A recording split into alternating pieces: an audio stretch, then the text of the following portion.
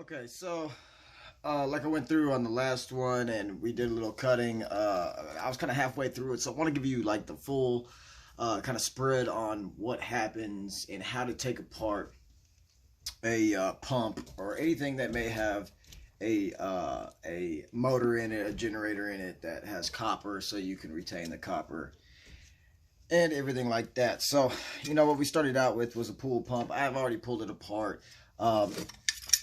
This is the basically interior. On either side is cast aluminum, and then a lot of times you have these plastic pieces here.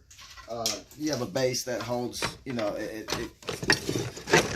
a base that goes on the bottom and holds it. It's a pool pump, so this goes on the bottom and holds it off the ground. And then you have the front part. You have a spindle that goes through it, which looks something like this here. And that's aluminum. This is steel. It's magnetics. It goes right through the middle and spins, and it's what's called known as a magneto, which creates electricity, and there's where you get your electricity in the motor. So anyway, this is what we started out with. You can see down there, the copper coil is this guy is down in there, and it is pressed in there. It is almost impossible to get this thing out. So the only way to get it out, as I explained on the last video, is to cut it with an angle grinder. That is the fastest way to take care of it. So I went ahead and went that far with it and got it here to this point. Here is the shroud that it was in. Okay, went right down it with the angle grinder, just like butter. Some of these are thicker than the others. The one I just showed you as an example right here, it's a little bit older in age. It's probably the original that came with it. Being as it's a Polaris, and this is a Hayward from a newer system. Anyway, not a big deal. They all got copper in them. Everything down to motors like this have copper in them, so it's all worth keeping. Anyway, so here's the fastest way to do it, and we're just gonna get her done. So let's go ahead and get into it. When you do this, you're gonna want to have obviously eye protection. I wear glasses, so I don't worry too much about it. But sometimes you do catch this steel, it will shoot back sparks. Obviously, it's gonna shoot back a little bit that copper. It's gonna catch you. But if you're a man, if you've done this before, no problems. And if you're not a man, keep the shroud on this shit so don't kick back and cut your fucking knuckles open, because I've known plenty of people to do that. Excuse my language. But anyway, so what you're gonna do is it's pretty simple. It's a pretty simple concept. What we're gonna do is right over here, you can see this line right here. Okay, you see those little plastic pieces? We're gonna cut as close to those as we can with this angle grinder, just like that. Okay, that's gonna open up this other side to what I showed you on the last video of being able to just pull it straight out with a screwdriver, hammer, whatever you need to use. So let's go ahead and make our cut.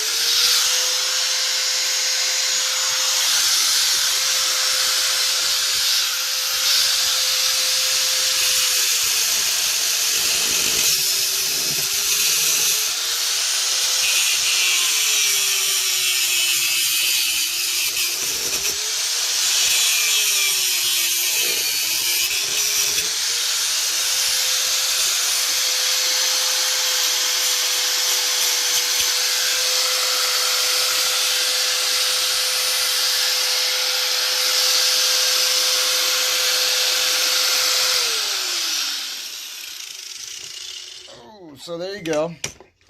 You got the first half off, you know. So we got that piece off, and what that did, as you can see, it just opened it up totally, and we don't have to struggle with like cutting each one of those individually, and that's the glory of it. So let me flip this to the side we need to be at for this stage. Lock it in here. Okay. If it wants to. Sometimes. There we go. Alright. Alright, and from here, we know what we did last time. Okay, so we're going to start out with a screwdriver. We're going to start out by just wiggling it. And let me move you over here so you can kind of see from this angle what I'm doing and what is going on. It might help you just a little bit understand. So, here's what we're working with. Okay, cut this half off. Now we're going to use this to just kind of get that loose, and you can hear it crack. Like I said, they kind of glue them in, they kind of force them in, they're pressed in, and they can get hard. So get it in there, and just kind of start getting it wiggled loose. Put some space in between them, so you can fit something bigger, better for prying in there.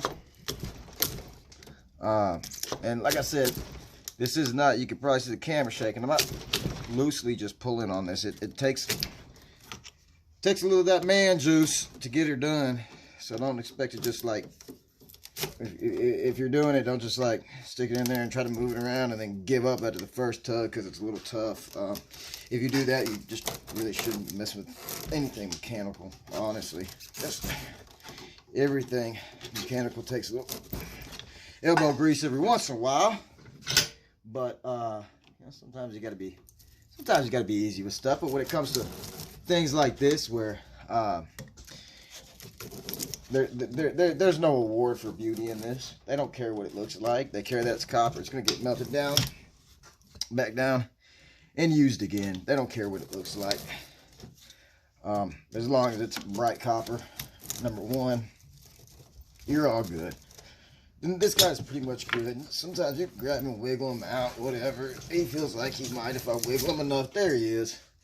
And there you go. I mean, look at the amount of copper that came out of that, man. That's amazing. I'll move you back over here so you get kind of a full scope here. So yeah, that's the amount of copper I pulled out of that. That's a damn good amount of copper.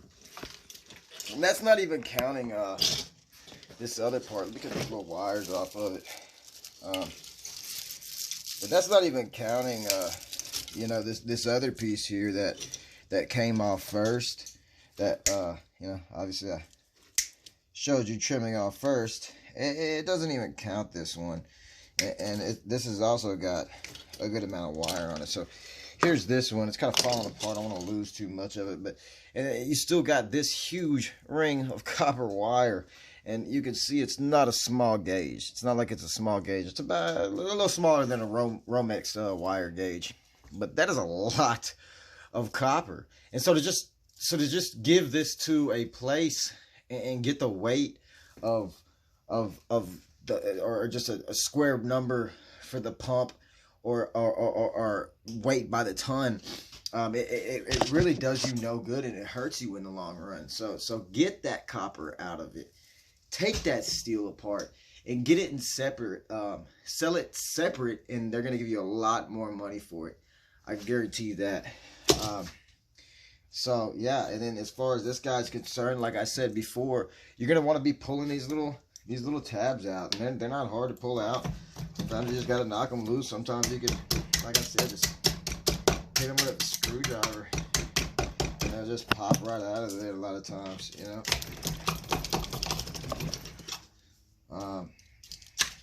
They're just kind of like a conduit, as you can see. So let me put that a little closer. It's just like a little conduit that it goes through. So the copper goes through. So it's not hard to do. It pushes right out. A lot of times they have these inner straws in them. If you push those little inner straws out, it makes it a lot easier. And the rest of it is just kind of push and peel. And that's probably the part that takes the longest, is pulling these little plastic pieces out. Another way to do it, I guess, would just be to grab a pair of pliers and just grab hold and just pull, and sometimes it works, sometimes it doesn't, but on this one it looks like it's working pretty good. Sometimes it's going to take you needle nose so you can get a grip of them, but this is a big enough one that I can just pull this out pretty simply, and it's not a big deal. It's pretty actually easy here.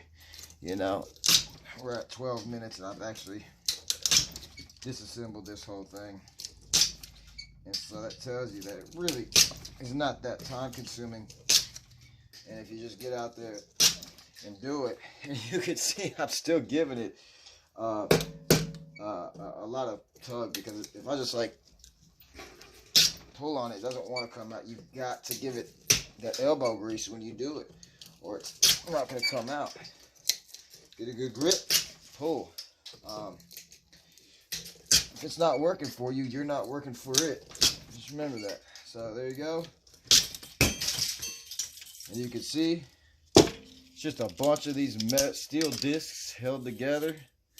And what those do is, actually having all these steel discs separated like this, it acts as a coolant, lets air go in between it, and kind of allows it to cool off. A lot of people say, why isn't one piece of big steel? And that's because in between each one of these, air can pass through, and also helps with the current. I mean, this is probably 10 pounds, 10 to 12 pounds right there in steel. So just off these two that I've done so far, it's gone pretty good.